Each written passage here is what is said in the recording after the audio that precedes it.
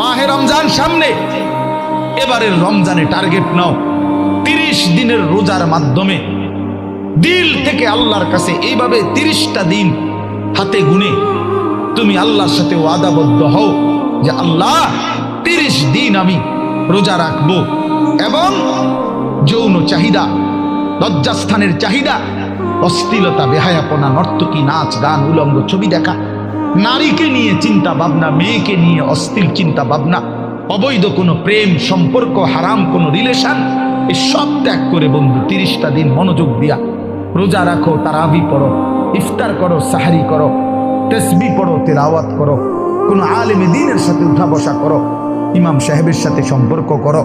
ইনশাআল্লাহ দেখবা আল্লাহ চাহে তো 30 দিনের মাথায় আল্লাহ বলেন লাআল্লাকুম তাত্তাকুন, আমি আল্লাহ ওয়াদা দিলাম মোমেন তোকে মুত্তাকি বানিয়ে দেব।